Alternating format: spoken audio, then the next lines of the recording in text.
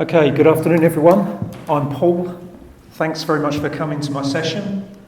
If you did attend my first running of this session, I've made a few changes just to keep it interesting, but basically we'll be covering the same type of material. So here's the agenda.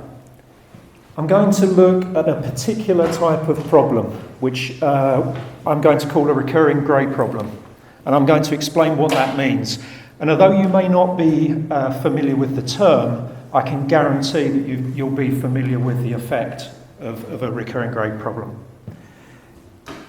Then we're going to look at the principles and objectives of the approach we're going to take to analysing a particular problem. And I'm going to run through some very simple standard scenarios to get you used to the idea of looking at patterns of packets and patterns of messages. We're going to eventually come up with just a very simple 3-point analysis strategy for performance problems. And then we're going to get into some packets and we're going to work through an example.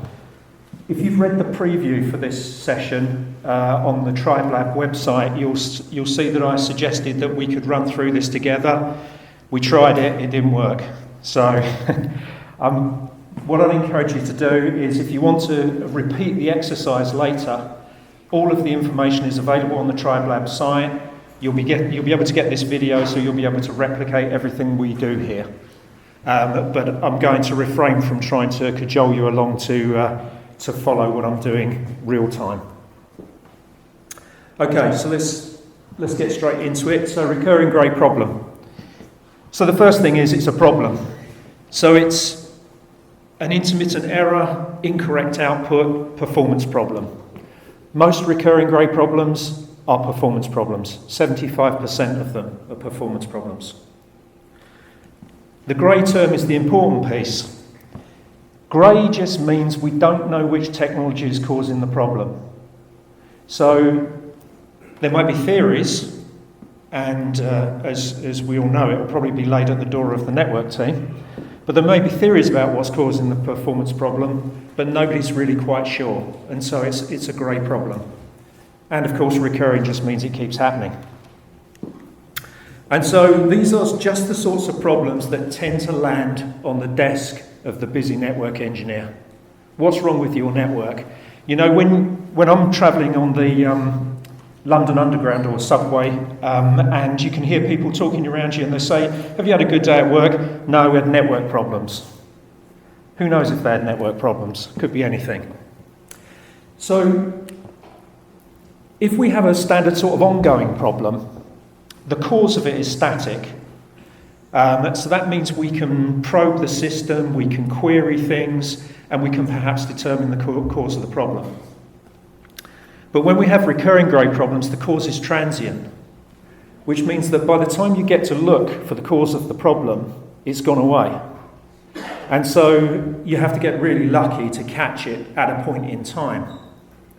From a network point of view, what that means is that for a straightforward problem, we can perhaps recreate the problem, and then we can do short captures and do relatively straightforward analysis using all the techniques that you've heard about during the sessions over the last couple of days.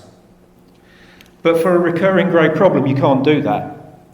What you have to do is you have to run long-term captures, and that makes it challenging just through sheer volume of data, for one thing.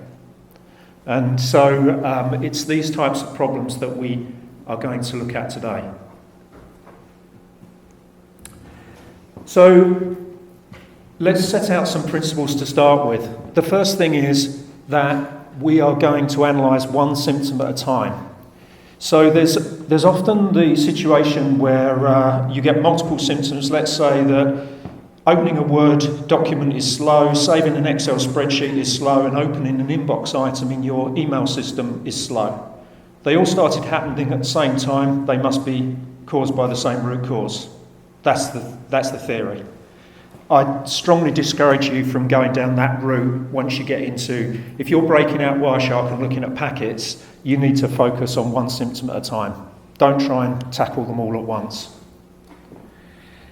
We're going to capture, what we want to do is capture specific instances of a symptom and analyse those. We're probably going to have to capture it in a live environment because we can't recreate the problem. And what we're really trying to achieve is to produce irrefutable evidence of the cause of the problem. And in our case, that irrefutable evidence comes in the form of packets. So this is what we really want to do. We've got a problem here, a user problem. A user's experiencing an intermittent response time of 15 seconds on some system. And what we want to do is we want to show exactly what's causing that delay. And so we can see here that we've that's right. We've narrowed it right down to a server. So this is really our overall objective. So I want to introduce this idea of process-to-process communication. So when we think about TCP, and actually if you were in Kerry's session before this, he quite rightly pointed out the same thing. We're talking about process-to-process communication, one program to another. That's what TCP provides, a pipe between one process and another process. And we're quite lucky in that nearly all of the applications, all the systems that we look at, work in a particular way. And they work in this request-response type manner. So the browser sends a request to the web server services the request and sends back a response. The time the web server takes to service the request, we call it service time.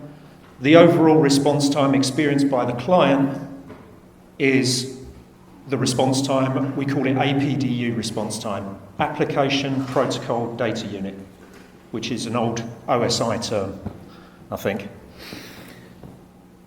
Now note here we're looking at application messages right now. We're not actually looking at packets. I'll show you how APDUs map into packets in a few slides. But I just want to give you the idea that there is this request-response mode. So we've got response time here and we've got service time here. In this diagram, what's the difference between the two? The time difference in the values. Nope. Network time. The time it took to ship the stuff across the network, backwards and forwards. That's the difference between those two. And so you can view the response time as being the service time plus the network time. So I said that this is how most of our systems work, and beyond this actually, what actually happens is they tend to work in chains of clients and services. So the browser is a client to the web server, the web server is a client to the file server, the web server is also a client to the database. So we have these long extended chains, and if you may have attended some of the sessions where they've looked at matching up the activities between all these different tiers, such as Jasper and Christian earlier. So that's worth watching, by the way, if you get a chance to watch that video. If you didn't attend, that's a good one. So here's a slow response time scenario. Back up a bit. One of the things is, how do we look at these APDU messages? What sort of tool could we use? Well, actually, we can use Wireshark. And so if we use Wireshark and we look at this type of scenario, what we get is we send, the user clicks on a button in the browser sends a request to the web server sends a request to the database, 2 requests in this case. The web server formulates a page and sends it back to the browser, and the browser renders that page to the user. And although I'm talking about browser, web server and database here, you can replace this with PC, file server, PC and any other application server, Mac OS and any other application server, whichever you want. It will still, the theory here still stands up. So if we put some times in here, you can see that the user experienced a response time of 10 seconds. Looking at this diagram, Where do you think the majority of the time was spent? Database for the user. I heard two there. Somebody said, do you say database? Database. Yeah, database. So of the 10 seconds that the user experienced, 9 point whatever seconds was spent in the database. Made up of those two elements there, the 9.3 and the 0.1. So obviously in this case we would take this evidence to the DBA and show him what was happening. So we can actually map that out into showing where the delays are. Slightly different scenario. This time we get a slightly different pattern. Where's the problem this time? Web server. Thank you. Yeah, web server. It's the web server, but maybe later on, by studying the traffic coming between the web server and the database, maybe we discover that actually there's another server involved, and in fact, that's causing the delay. So these are the sorts of things that we can really nail with a network packet type trace. Something that you might not be able to do in other ways. So, two more scenarios. This one shows that the majority of the delay is in the browser because the browser sends a request, it gets a response back within 0.7 seconds, and then it fiddles around for 9.3 seconds before it actually renders the page. And the final one, this one, we get lots of retransmissions, which looks as though it's a network issue. Okay, so 4 very simple scenarios, just patterns of messages flowing backwards and forwards across a network that can show us where the problem actually is being caused.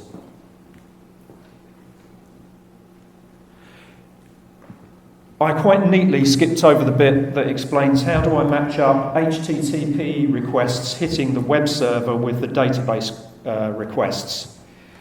That is the subject of a session that I did a few years ago. That session is available as a video on the retrospective site. So I would strongly encourage you to have a look at that if you're interested in understanding that.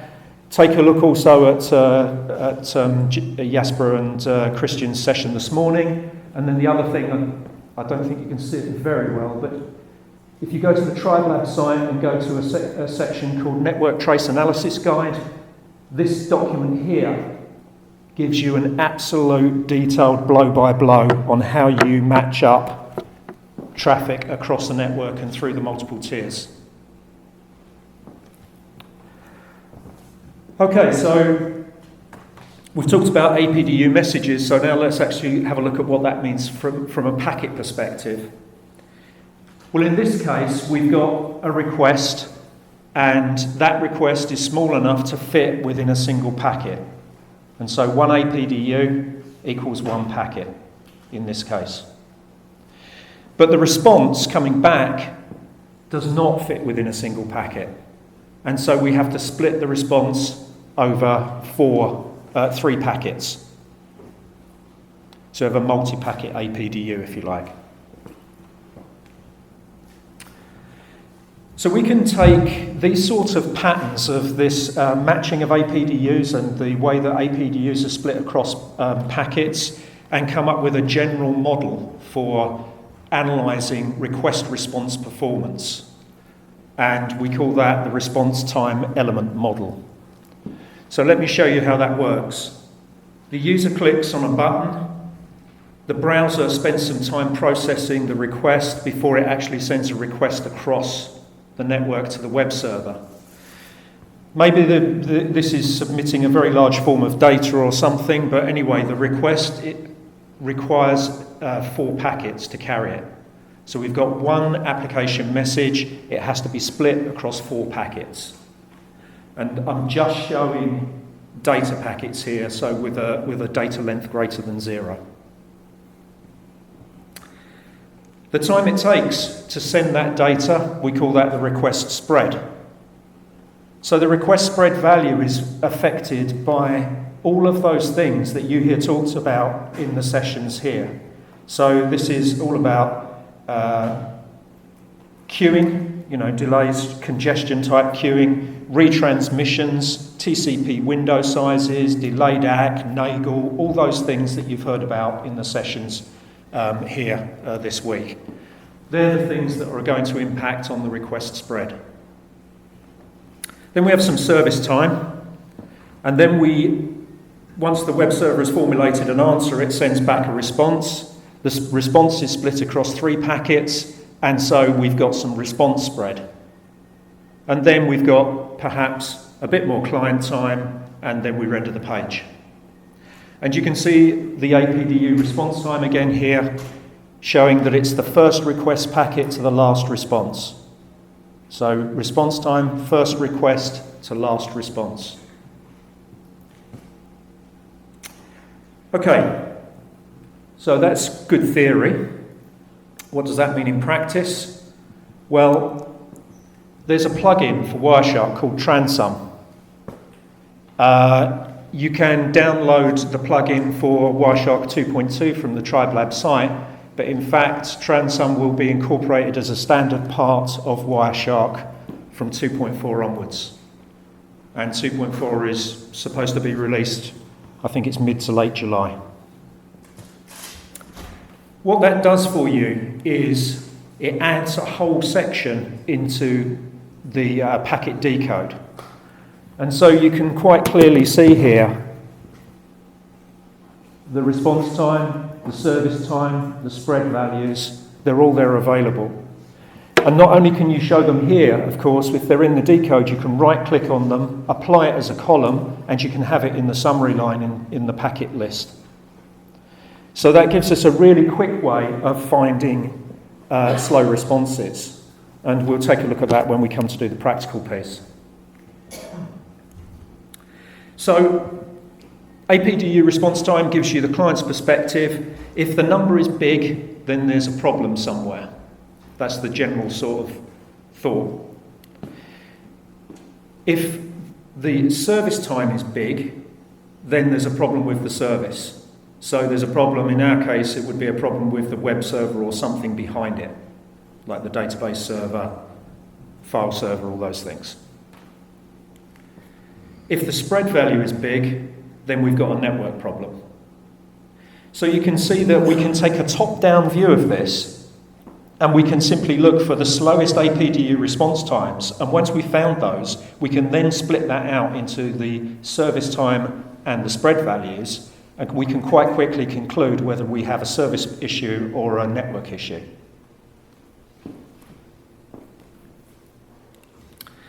And that sort of brings us to our strategy, which is if we don't have a high APDU response time on a particular request response pair, then there isn't a problem. If we don't have any high APDU response times, then we've got a problem with the client program. It's simply not processing and sending the request fast enough. If we've got a high service time, we can conclude that we've got a problem with the service, such as a web server. We're probably going to want to match packets captured at the client and captured at the service at the same time and match them up, but we'll talk about that in a second. And if we have high spread values, then we've got a network problem. So that's the theory part of this. So, do we have any questions up to that point?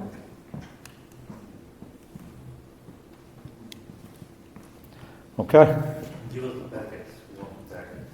Sorry. We want packets. You want packets. Of course you do. Okay. So I'm going to use a tool called Workbench. I'll explain a bit about Workbench. It's just a way of speeding up things and using Wireshark, just getting to the right answer more quickly, which we'll see. So let's actually have a look at Workbench and what it looks like.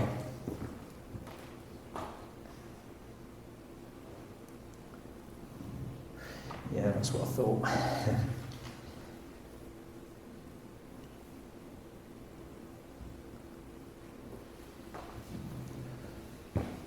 Okay, very briefly, we don't need to get into too much detail about this, but this is like it's like Windows Explorer, except for these are they're abstracted files, so that we just call them objects.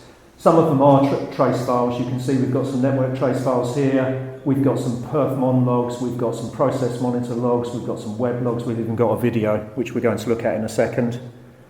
So this is the data piece. Then we have tools across the top. The toolbox, you can put any tool in there you want, more or less.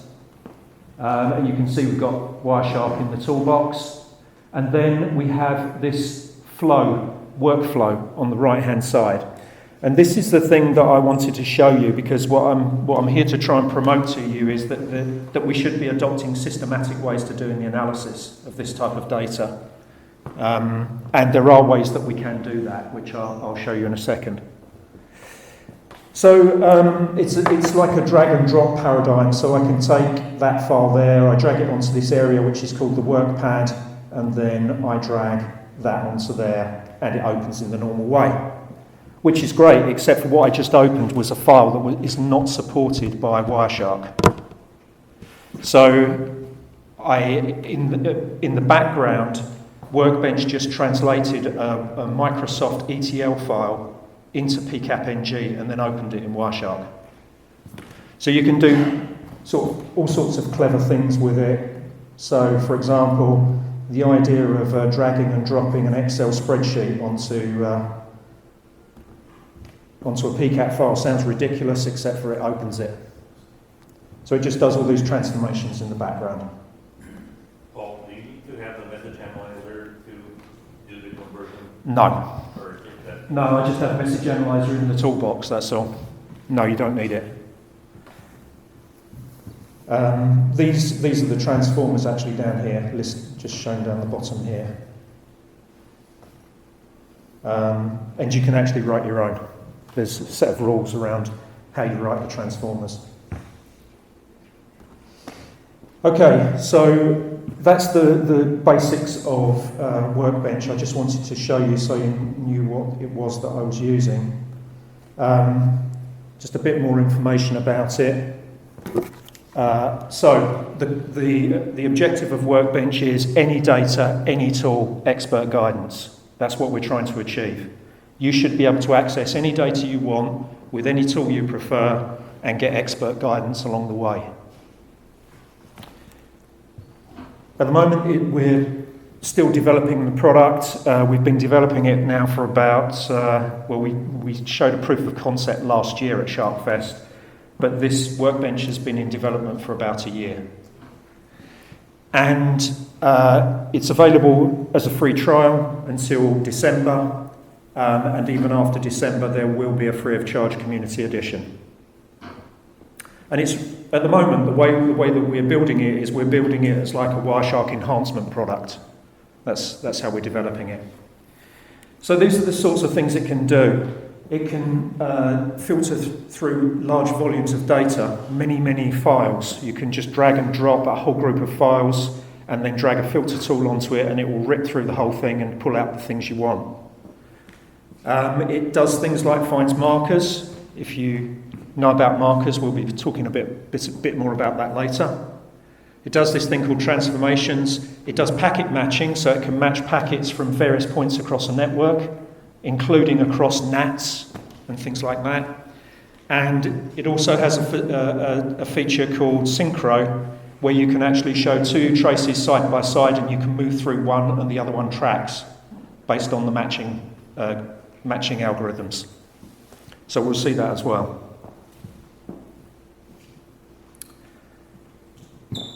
Okay, so this workflow concept I feel is really important, because if you take the combined brain power at this conference, it must be off the scale, you know.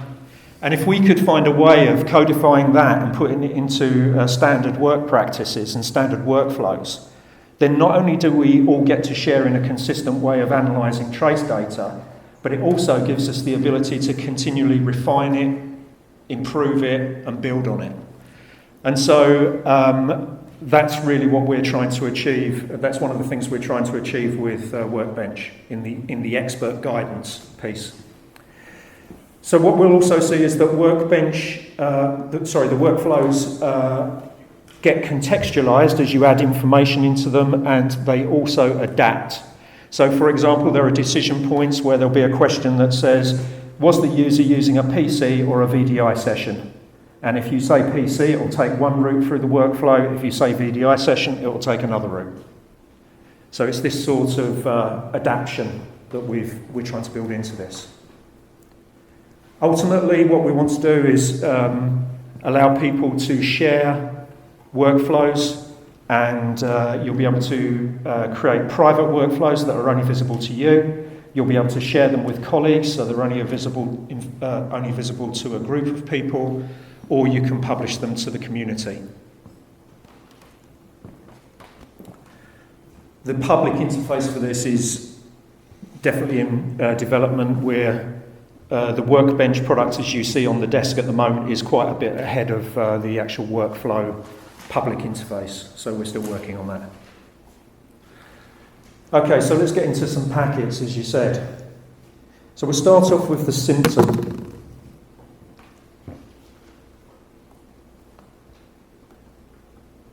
So this is the problem that the user experienced. It's about 2 minutes into this video, so let's go about there.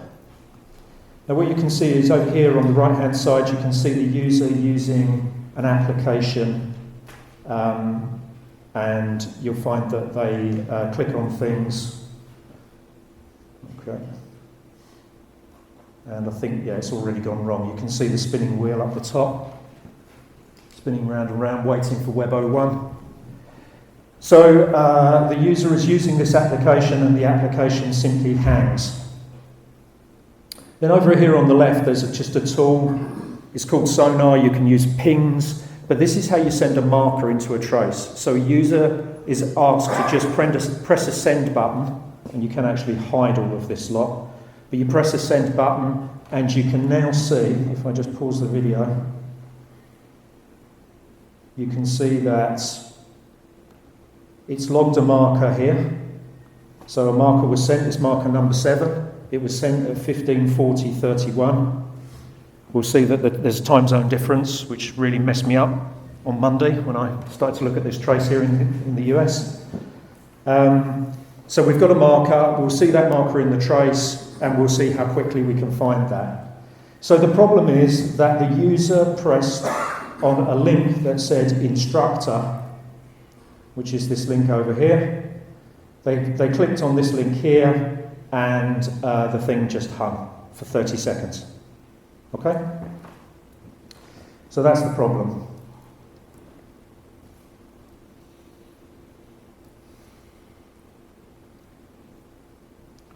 And I just need to get out of... What's this done? That's it. So, I'm not going to, in the first session I went through this step by step through the workflow. I'm not going to do that this time because I think it's a bit boring for you guys to watch me doing that. But just to give you a feel for what goes on, over here on the right hand side we've got the actual workflow, and it tells you what to do.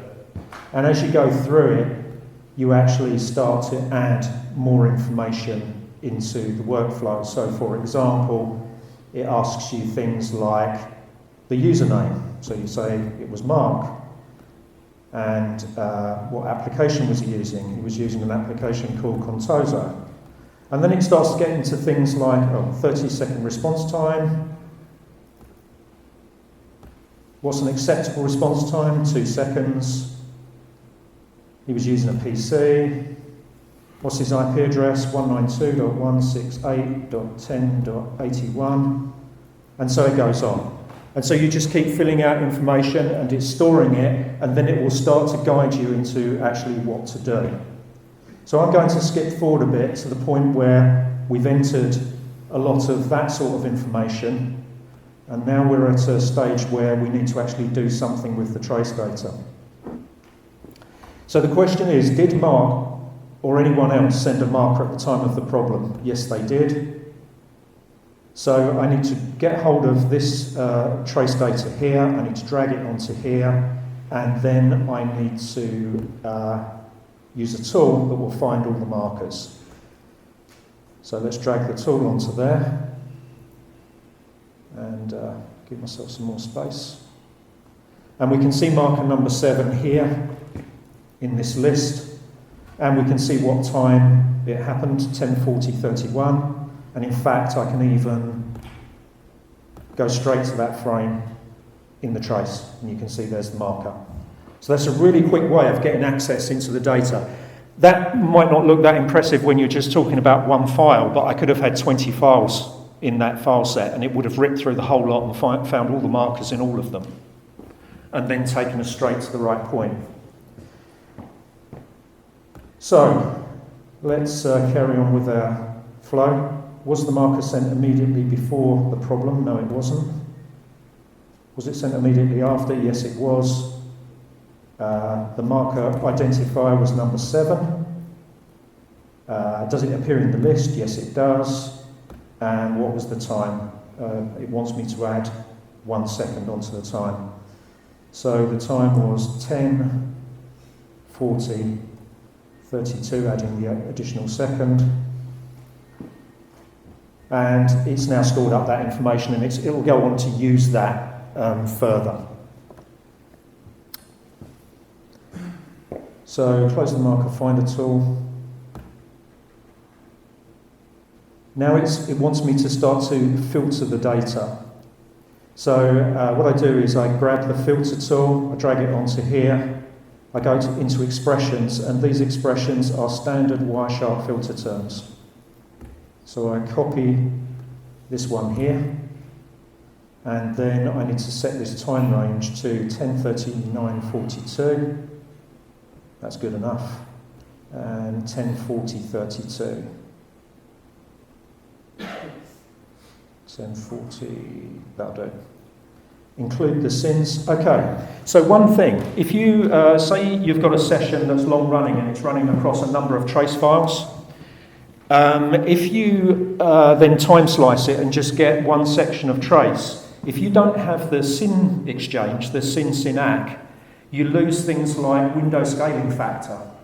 So the way that we overcome that with Workbench is it will filter just the slice, but it will also include all the sins, which is great because it means that you don't have that moment where you realise, oh no, I don't understand what the scaling factor is for TCP window scaling. So that's a useful thing to have. So we've done that. It's then prompting us to say we have to create an output file, which we're going to call that. We'll put that information in there. Done that. And now it just wants us to enter click on the filter button, which is just there. And so what that will do is over here on the left-hand side, in fact I've done this before, so I've got a few outstanding here, but you can see it's created this file here. Client PC slice 7. In fact, I think this is an earlier version. Yeah, it is, so I'll get rid of that, so we don't get confused. Okay, so let's just recap on what we've achieved. We've had a long-running trace. Perhaps it's been running all day. We've had a user who's had a problem. They sent a marker for us. You can send a marker as a sonar marker as the sort you saw there, or you can simply send a ping of a distinctive length. We've stopped the traces, we've pulled them off, we've now found the marker, and we've now taken a time slice through the trace file, and we are now down to, I don't know, about 100 packets or something. So we could have gone from a few million packets down to 100 in about 3 or 4 minutes. So that's what we can do by just understanding where the problem is. So the other thing I want to push quite hard here is if you're not into markers yet, you really do need to get into markers if you want to look at intermittent problems. And there's a really good session from last year. You'll find it on the SharkFest retrospective site. It's called Markers, Beacons in an Ocean of Packets, I think, or something like that. It was presented by my colleague Matthew York, and you'll find that lots of people are getting into using markers now. So I strongly encourage that. Okay, so we're going to stop at that point, and because we want to get into some packets, as we know. So what we're going to do is we're just going to close this down. We're going to clear the desktop, and we're going to take this file that we just created and we're going to drag it onto there. So I'll open it up in Wireshark, and I have a very simple additional profile that I've set up called transum, and it adds this APDU response time value just here. Okay? So the next thing the workflow tells us to do is simply put in the filter term transum. So I simply type in transum up here, hit enter, and now you can see it's filtered out to show us just all the entries that have transum data in them. Now what I can do is I can sort the column twice, so I'm in descending order, go to the top, and lo and behold, I've got a request. It's for instructor. It's taken 30 seconds, 29 seconds. Okay? So that's the power of transum, really. It's this ability to really quickly understand where the delays are occurring.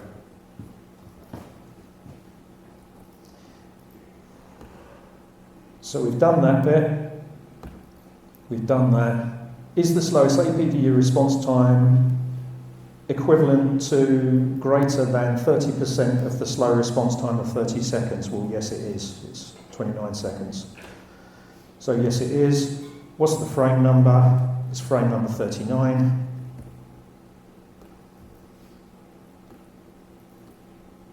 Sorry. Let's just get this a bit bigger. What's the APDU response time value? Well, the simplest way of getting that is to click into the frame, come here, and then just right-click, copy the value. Oops. Let's do that again. Copy the value, and come back around here and paste it in to this. What's the destination IP address? 3.78, 192.168.3.78.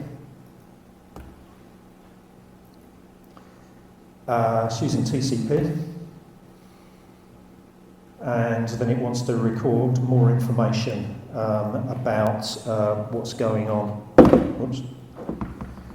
So I'm going to skip forward again here. It's just asking me to record information about what's in this trace.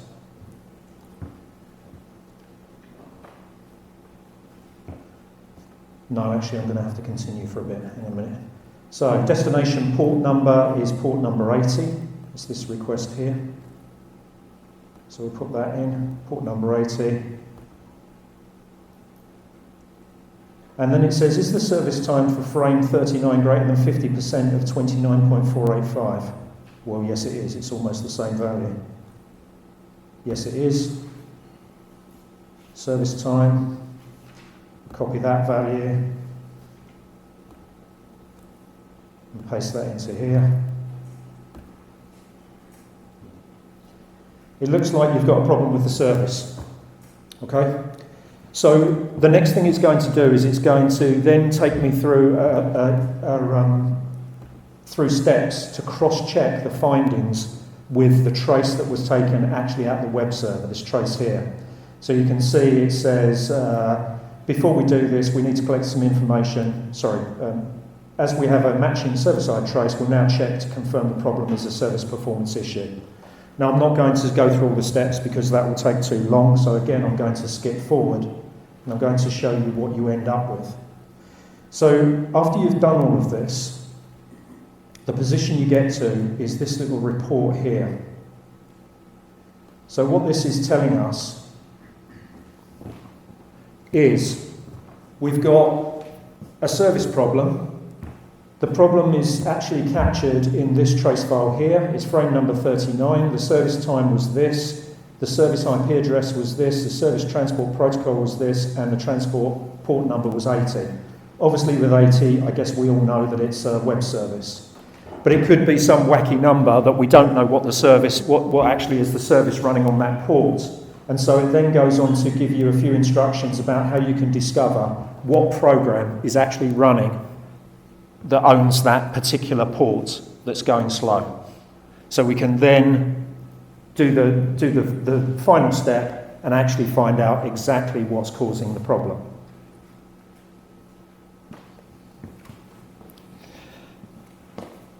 So, before I go on, do you have any questions so far?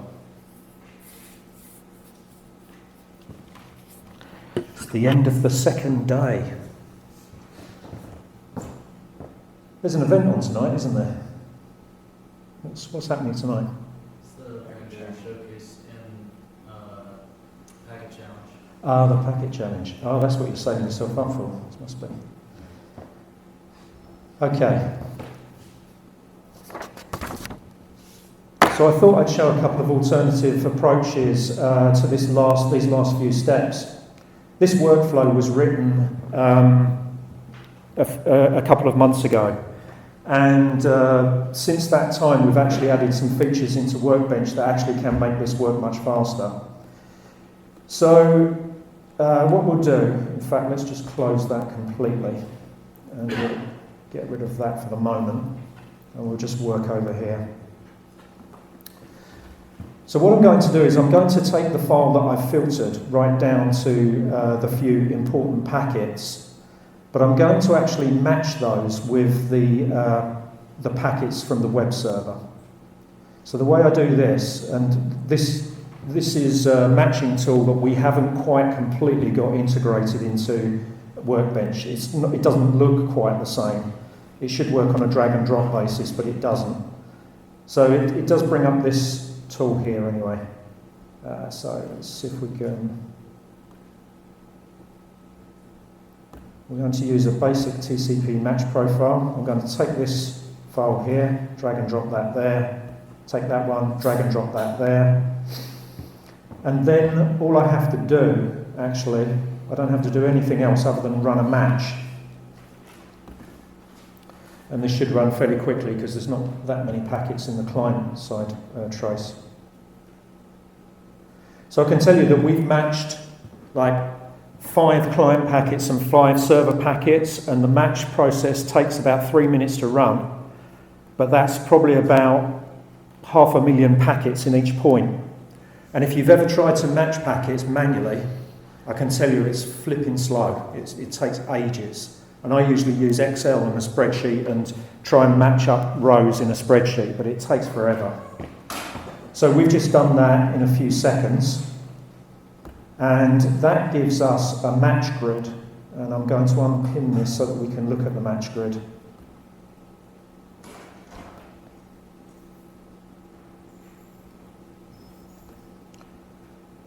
And so you can see over on the left, we've got packets. It comes from this trace file. Sorry, you need to see that a bit closer. So it comes from this trace file. Here's the packet number. And if we just slide across over to here, what we can see is it matches up with this trace file and this packet number. So that's great.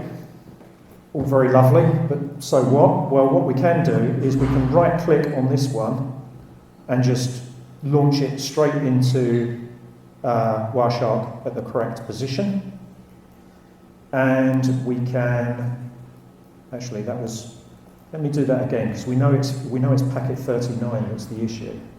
So let's come down here.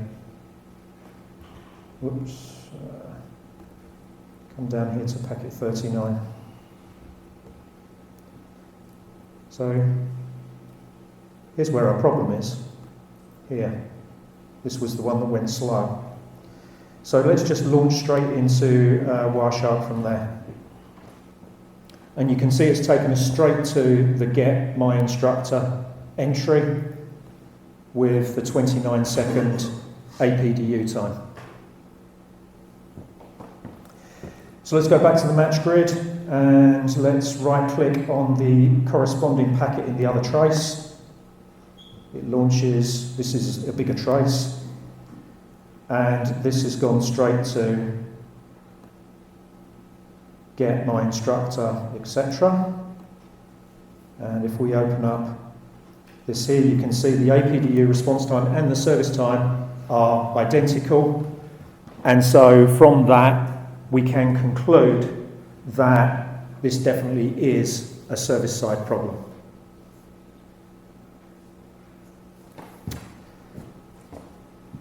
So the other thing that we can do with this tool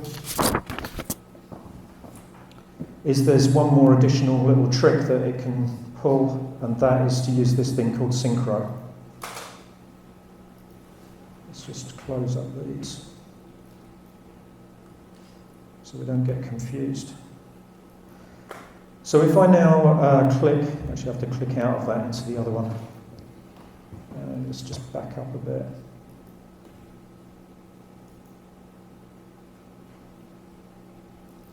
Sorry, I'll do that again. Oh, that's not good. Let's try all that again.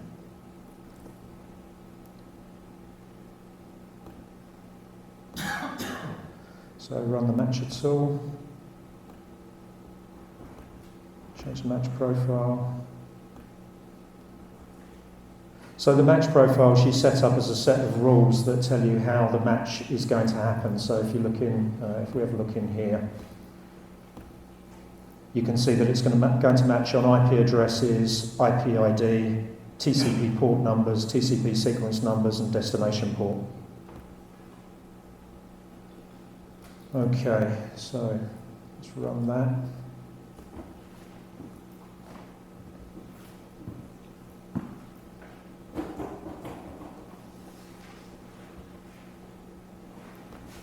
Back to the match grid, come down to number 39, which is just there. Enable Synchro, click on that row.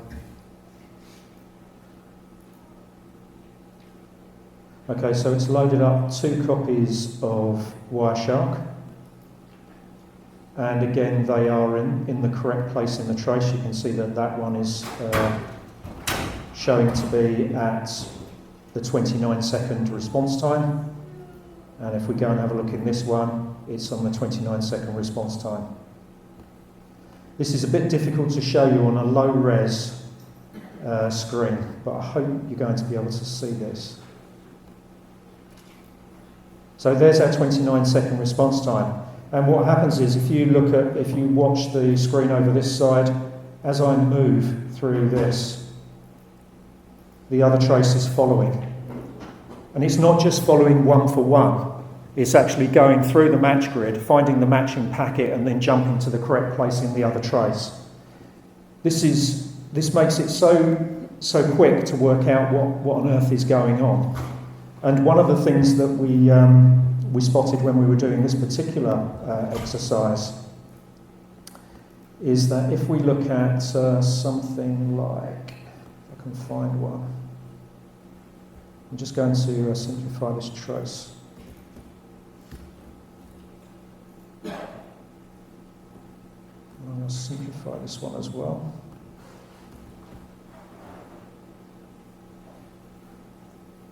All I've done is add a filter so that I'm just looking at web traffic, and I'm only looking at data packets. You see effects like this.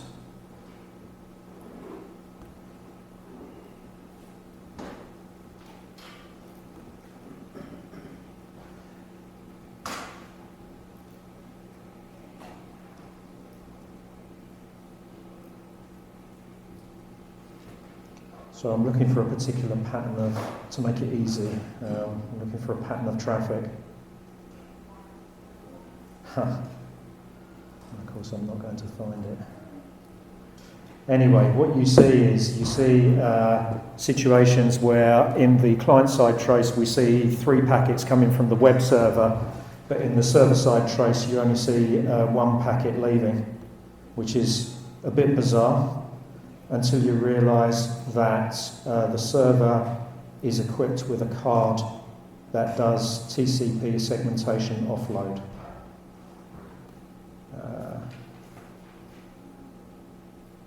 I seem to have this appears to be the wrong way around.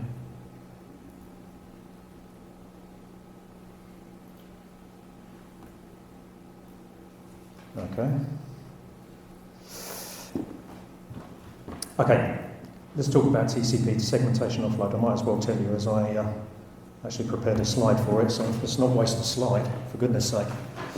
So TCP segmentation offload can be a bit confusing because what happens is you see a single packet being sent. If you're tracing inside a server, you're actually running dump cap on a server or some other capture tool, you can see a packet that's sent that has a TCP length of, say, 5K. And then you see it on the outside of the server going out as 4 individual packets. That's because the network interface card and its drivers has this concept of large segment offload or TCP segmentation offload. So what it does is it takes in a 5K packet but chops it up into 4 individual TCP segments and sends those across the network. And then on the other side coming back, you see packets coming in and you'll see 2 coming in and 2 will appear actually in the internal trace unless you have this other complementary feature called large receive offload, which would bundle the 2 packets together to form a 2K TCP length in 1 packet. So that can be a bit confusing. The first time I saw it, I was totally bewildered as to what was going on. Okay, so let's just cover off the last few bits. Let's close all this.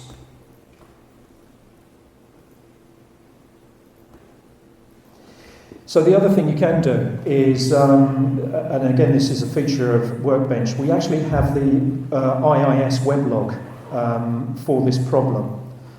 And I'm not going to go through all the filtering of it, but one of the things you can do with Workbench and a couple of other additional things you can find from TribeLab is I can actually open this weblog in Wireshark. It's showing the last Oh, sorry. Let's do that again then. Yeah. Thanks for that. Yeah. So let's start the whole thing again. So we have an IIS weblog. I drag it onto the workpad. I grab Wireshark. I drag Wireshark onto there, and Wireshark opens it. And I'm going to change this to a particular format. And then what I can do is I can actually get this value called time taken, which is a value that's in the weblog that tells you how much time a particular request took, and I can reorder my packets, and I can again look at those, and you can see I've got some very high times in here. This is in milliseconds, by the way. Sorry, I should have said that. And you can see that I've got instructor values that are the 29 seconds that we saw before. So this is a very quick way of checking what's happening. The other benefit of this is that if the traffic from the browser to the web server was encrypted, although Transum would still find the slow transaction for you, you wouldn't know what was in it. And so you can cross-check it with things like web logs.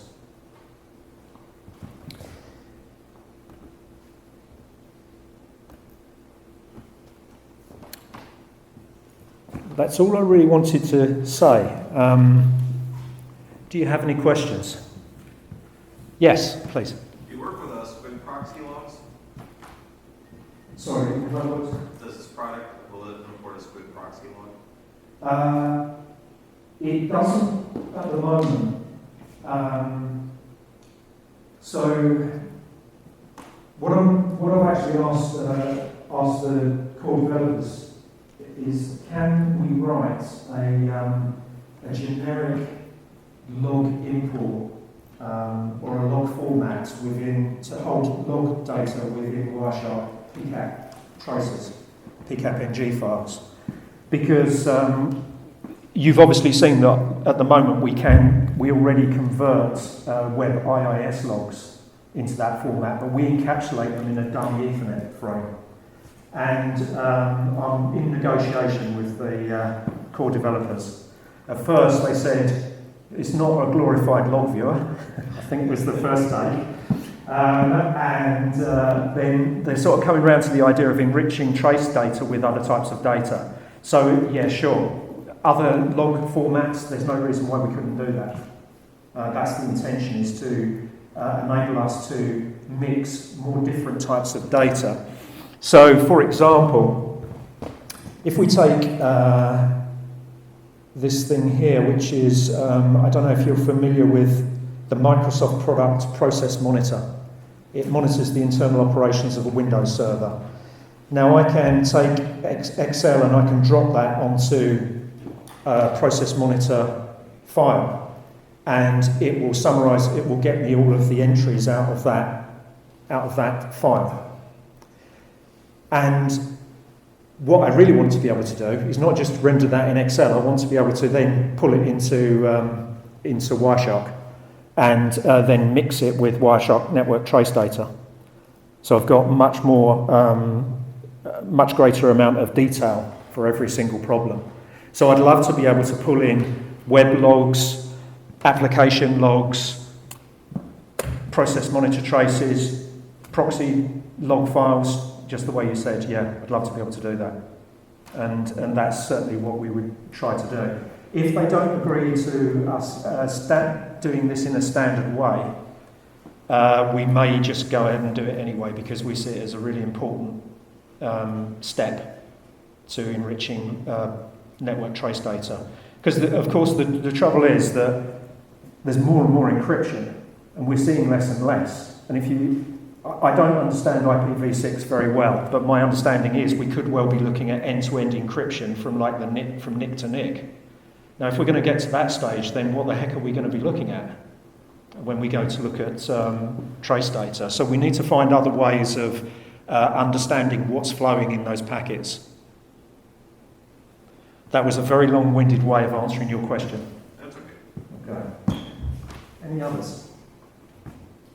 What other protocols does the Transom plugin understand? Yeah, sure. Okay, so it understands. So it does a generic calculation for TCP. That's its sort of ground level bottom thing, and all it's looking for is turns, request to response within a stream. So if the previous sequence of packets was a response from a service, and then it changes to a request, it assumes that this is the start of a new transaction. And then when it changes from request to going in the other direction, it assumes that's a turn and we've now got a transaction, and then it measures to the last packet. So that's the generic way.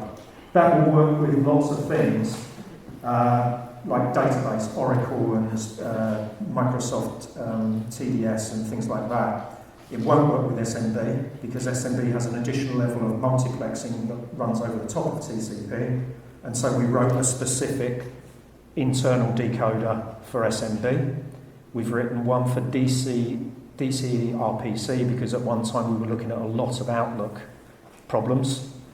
And it also does generic UDP. So again, it's just looking at, I see requests going in one direction, then it sends responses. That must be a transaction. That one's a bit more flaky, particularly with some of the NetBIOS protocols. Plus it does DNS. So it does DNS by matching up the DNS request IDs, or whatever they're called. I can't remember what they're called. So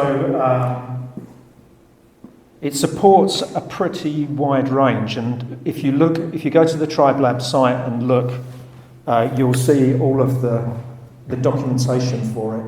Let's just have a quick look at that as we have the time.